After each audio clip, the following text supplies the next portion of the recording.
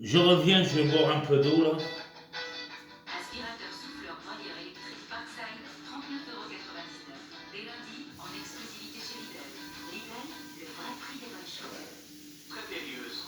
Nous, on fait un rapport pour le transfert aux affaires maritimes. L'administrateur pourra suspendre son permis, lui retirer le permis, lui faire un avertissement, le sanctionner d'une peine d'amende. Là, monsieur est professionnel, donc théoriquement, il a une infraction plus lourde. Ce jeune moniteur risque gros. Il pourrait perdre son permis et donc son emploi en pleine saison estivale. C'est un nœud en permanence.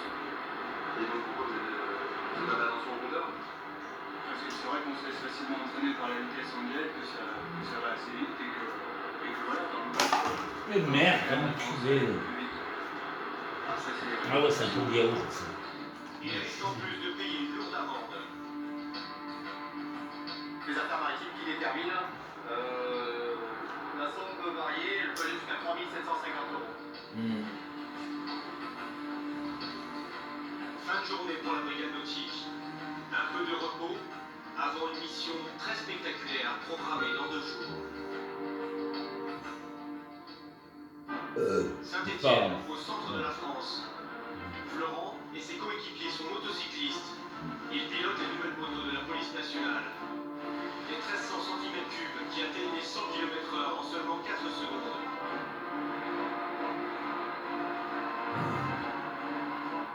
La mission d'aujourd'hui, traquer les excès de vitesse sur la départementale CD3. Un axe limité à 70 km/h et un des plus accidentogènes de la région. On cible plutôt ici sur ce type de route sont les gens qui vraiment roulent à plus de 40 voire 50 km/h au-dessus de la vitesse autorisée. Là, ça commence à faire une grosse différence avec le flot de véhicules qui eux roulent à environ tous à 70. Ouais, soyez bien vigilants parce que c'est vrai que ça devient bien fluide là, ça risque de rouler maintenant. Ceux qui commettent le plus souvent des excès de vitesse, ce sont les deux roues. Et c'est une fois de plus le cas aujourd'hui. Phaseur gris, 119 km/h, 119, Yankee Victor. La moto circule 49 km/h au-dessus de la vitesse autorisée. Ouais. Florent et son équipier se lancent à la poursuite du chauffard.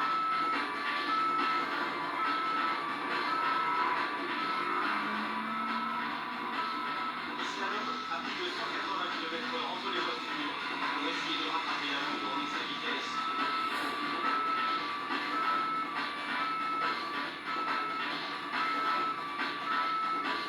Ils évitent de justesse la collision avec une voiture, mais malgré leurs efforts, ils perdent la trace du fuyard. Non. Il était plus rapide.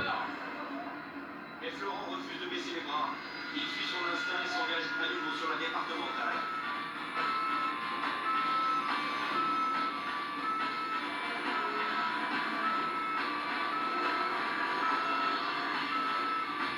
Son acharnement finit par payer. 500 mètres plus loin, il localise la moto recherchée. Les policiers l'interceptent immédiatement. Il a essayé de les semer et tout. Il voulait jouer. Mais il a perdu.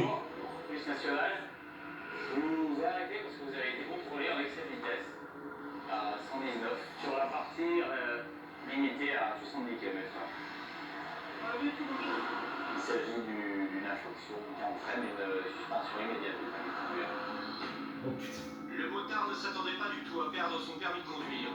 Il ne comprend pas qu'il a mis les autres usagers de la route en danger. Mais à 119 au lieu de 70. Alors vous escortez jusqu'au commissariat rue Barouin et on sera obligé d'immobiliser le véhicule là-bas. L'imitation, je crois qu'il était à 90. Non, c'est 70. Moi, je trouve ça normal. Une amende aussi, mais de suspension de permis, je trouve ça. L'homme est escorté au commissariat où sa moto est immobilisée. En plus de la perte de son permis, ce motard risque une amende pouvant atteindre 750 €.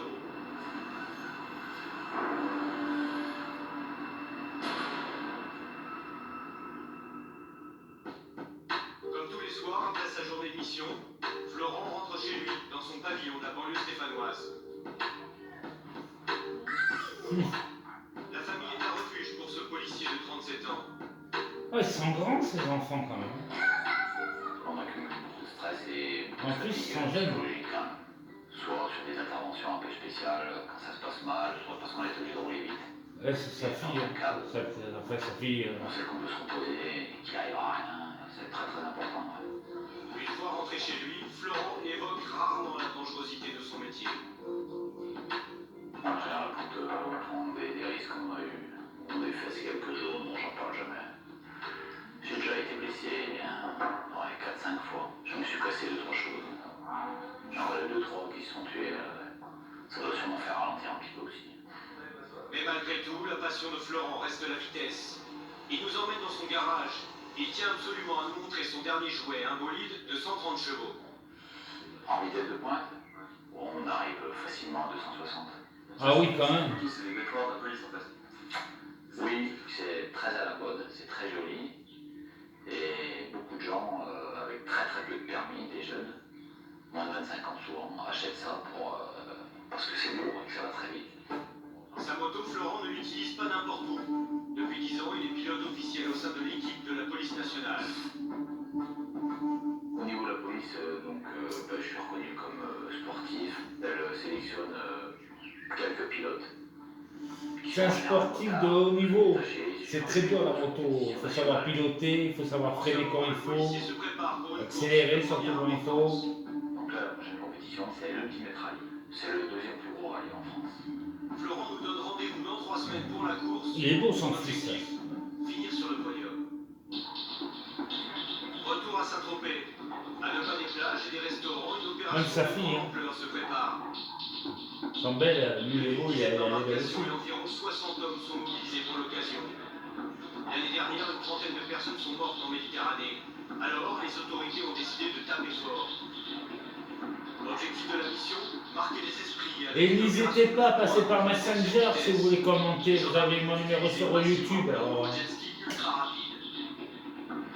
À l'Admiral, on a de grosses histoires sur l'eau cet après-midi pour l'intersection des bateaux. Ces gens-là travaillent de façon coordonnée. On a rassemblé ici, pour cette journée, un certain nombre de... j'ai perdu un abonné aujourd'hui. Et ça, je vous l'ai déjà dit. Sur un soutien aérien. Alors, mission. C'est Nico qui va lancer une vitesse. Si on n'arrive pas à intercepter, on ne peut plus l'arrêter, le temps que nous on arrive. Le début de l'opération est imminent. Les hommes sont concentrés. Chacun est à son poste. Un peu Ouais.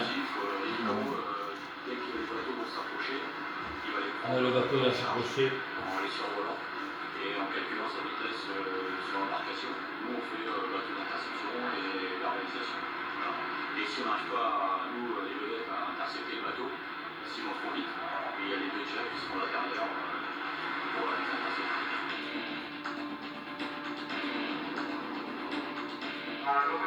Le bateau, il est accroché. Ouais. Vraiment, ça, c'est un bon titre. Pour cette vidéo sur YouTube, je vais l'appeler Le bateau et s'est accroché. Je vais l'appeler comme ça, cette vidéo. Et je vais mettre celle-là sur YouTube. Ça va s'appeler comme ça. Le bateau est accroché. Ouais, c'est pas un bon titre. Une caméra thermique dernier cri. Un bijou de technologie coûtant plusieurs dizaines de milliers d'euros, capable de repérer un individu à plusieurs centaines de mètres. Jet ski, Zodiac, hors-bord et même planche à voile, rien n'est censé lui échapper. Planche à voile.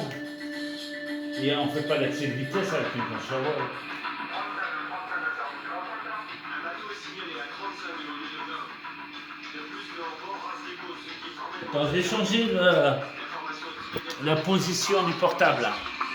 Sébastien et Bruno se lancent à sa poursuite. Voilà. Parce que je change la position du portable parce que je baisse un peu le son. En quelques secondes, les deux jets arrivent au niveau du bateau et le stop net. On vient d'arrêter un bateau, il se marque belge. Il est où le bonheur? Il est où? Ensuite, la personne n'était pas du tout au courant de la législation dans le golfe.